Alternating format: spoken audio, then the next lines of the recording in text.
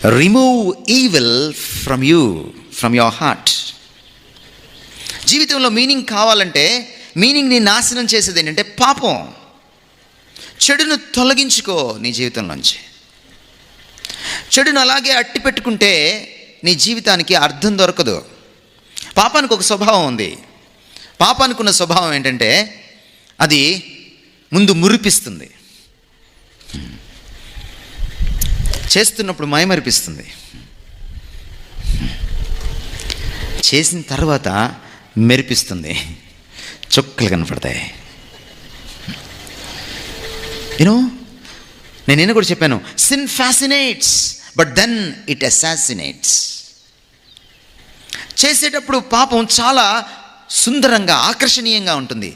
చేసిన తర్వాత పాపపు నీసు పోదు. మీరెంతన్నా కడిగి చూడండి, పోతుంది. Guilt pops up always in your heart. Guilt, దాని నుంచి నువ్వు తప్పించుకోలేవు. షేక్స్పియర్ ఒక అద్భుతమైన కథ రాస్తాడు, మ్యాక్బెత్. ఎవరైనా ఇంగ్లీష్ చదివిన వాళ్ళు ఉంటే వాళ్ళకి తెలుస్తుంది.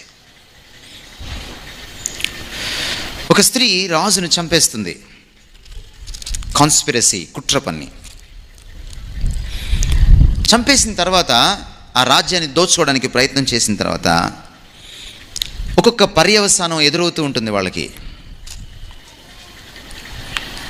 చివరికి వాళ్ళు ఏ పరిస్థితిలోకి వెళ్ళిపోతారంటే, ఆమె తన చేతుల్ని చూసుకుని, చేతులు కడుక్కొని శుభ్రంగానే ఉంటాయి చేతులు, కానీ దాని మీద ఆమెకు రాజుగారి రక్తం కనపడతా ఉంటుంది కొన్ని సంవత్సరాలు అయిపోయిన తర్వాత కూడా. ఒక అద్భుతమైన మాట రాస్తాడు షేక్స్పియర్ మ్యాక్బెత్ అనే స్టోరీలో.